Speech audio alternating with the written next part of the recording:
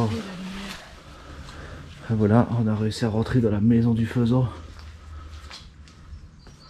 Wow, regardez toutes les balles de chasse ici tirées, toutes les douilles. Donc on est toujours pendant notre petit road trip en Normandie. Et la luminosité à l'intérieur de cette pièce est vraiment sympa. On vient d'arriver, donc je découvre exactement en même temps que vous. Je vais juste en profiter pour sortir ma lampe pour aller voir par là. Et voilà. On est prêt pour explorer le reste de la maison. À première vue, il y a l'air de rester pas mal de trucs. Ah ouais, sympa le salon, regardez-moi ça. Le mobilier est ultra ancien, j'aime beaucoup ce genre de détails dans la boiserie. C'est vraiment magnifique, des meubles d'artisan comme ça. Waouh, regardez-moi ça. C'est incroyable, c'est vraiment superbe boiserie. Le détail est vraiment super présent, ça c'est incroyable. Wow.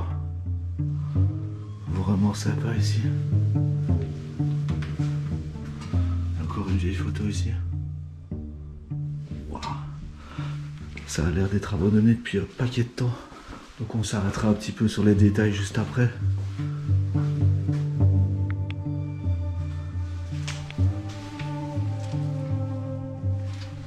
Ah, c'est sympa. Ici il n'y a que des petits livres de chasse.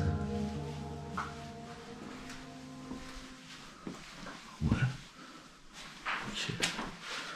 Ici on est dans une petite salle de bain, c'est super bizarre, il y a une fenêtre là qui donne directement sur la baignoire.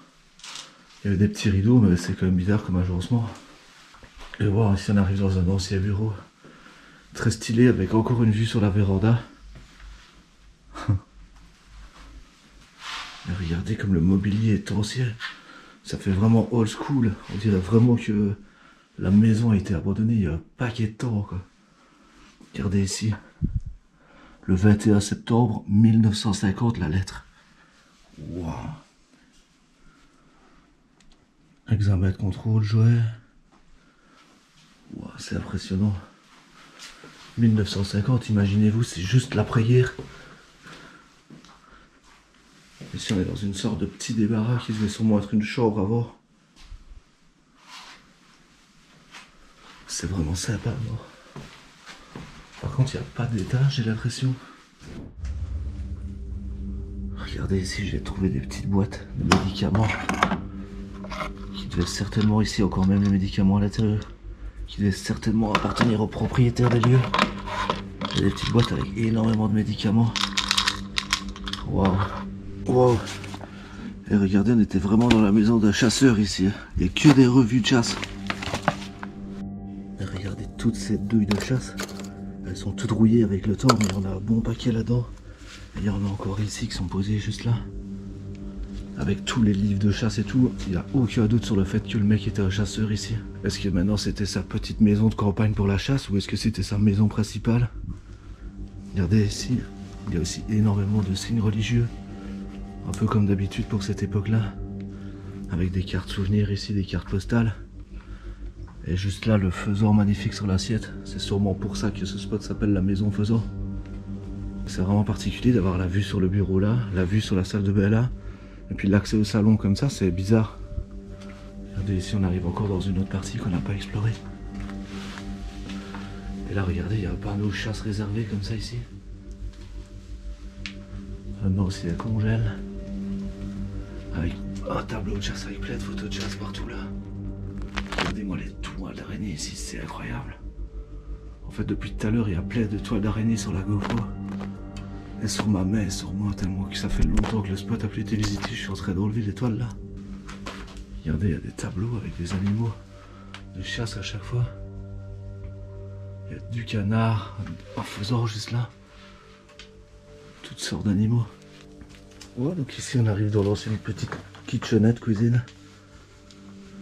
Il reste encore pas mal de choses, dont des bouteilles d'alcool. Oh, un frigo. Et regardez toutes les toiles d'araignée, c'est vraiment incroyable. Ça fait ultra longtemps que personne n'a visité ce spot. J'arrête pas de m'en prendre partout. Dans chaque pièce que je traverse, je prends plein de toiles d'araignée.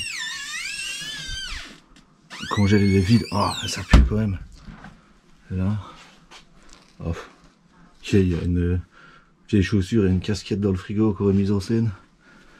C'est vide mais ça sent quand même mauvais, c'est bizarre. Regardez là, il y a encore une scène de chasse de la basse-cour avec des chasseurs, des chiens. Et on dirait un sanglier au milieu de la toile juste là. Il y a vraiment des signes religieux de partout. J'ai trouvé un petit cadre comme celui-ci. Et waouh. C'est bizarre que tous les signes un petit peu religieux se situent comme ça au même endroit. Les hommes doivent être comme le café fort, bon et chaud.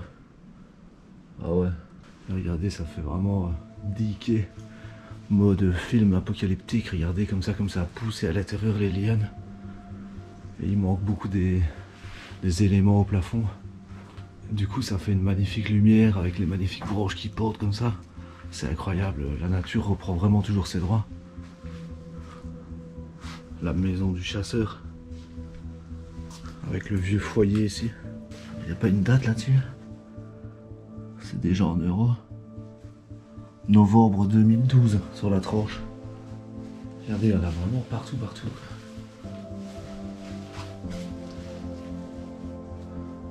Plein de petits détails comme ça. Au final, c'est un tout petit peu dérangé, mais il reste tous les éléments de la maison David Avoire. Le petit salon devait vraiment être chaleureux avec l'ancienne cheminée juste là. Salon, salle à manger. Les petits fauteuils pour la lecture juste derrière moi. Avec la télé, ça devrait être incroyable. Je reviens toujours pas du détail dans les meubles, regardez encore. Même les tiroirs sont ultra travaillés. Il y a des petites têtes de lion entre chaque tiroir. Là, il y a des sortes de créatures mythologiques. Et on dirait un peu des blasons en dessous. Encore avec des têtes de lion sur les coins. Vraiment, le mobilier d'avant a un charme exceptionnel, quoi. Ce meuble est majestueux.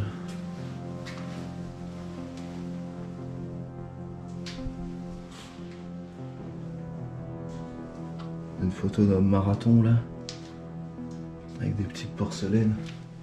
Et cette vieille photo d'un ancien soldat. Oh, regardez, j'ai trouvé un truc très perturbant ici. Regardez cette photo. C'est quelqu'un qui est décédé. Je la remets bien en place. Ouah, c'est glauque. Est-ce que c'était l'ancien propriétaire de la maison? Est-ce que c'est la personne qui a vécu dans cette petite maison de campagne? C'est vrai que quand je compare avec cette photo-là, la personne décédée sur la photo et celle-ci se ressemblent énormément. C'est sûrement l'ancien propriétaire. C'est très perturbant comme photo. En fait, la maison est quand même relativement petite, c'est juste plein pied. Ouah, regardez, la photo a été prise exactement ici. Exactement dans le même angle. Waouh. C'est incroyable de trouver des photos comme ça. Mais qu'est-ce qui s'est passé? Cette personne, elle est présente partout sur les photos. Et elle est aussi présente sur la photo avec le défunt. En fait, je comprends vraiment pas ce qui s'est passé. Si la personne est juste décédée, problème d'héritage ou... Je trouve des courriers, mais relatifs au travail. Ou des extraits de compte, mais ça n'en dit pas beaucoup plus sur l'activité de la personne qui est là. Et pourquoi c'est comme ça? Parce que là, c'est clairement un abandon du jour au lendemain, quoi. Comme si la personne était décédée et puis juste il s'est plus rien passé, quoi. Comme dans souvent des cas en urbex, quoi. Ouais, et le salon, quand même, la nuit, être tout seul ici, ça doit quand même être un peu badant, quoi. C'est oppressant. Bon, bah, les gars, c'est dans ce petit salon cosy qu'on va faire la fin de la vidéo. Donc, comme d'habitude, n'hésitez pas à mettre un petit like, à commenter, à partager et à vous abonner si c'est pas encore fait. Quant à nous, on se retrouve très bientôt pour une prochaine exploration. À bientôt tout le monde. Bye bye.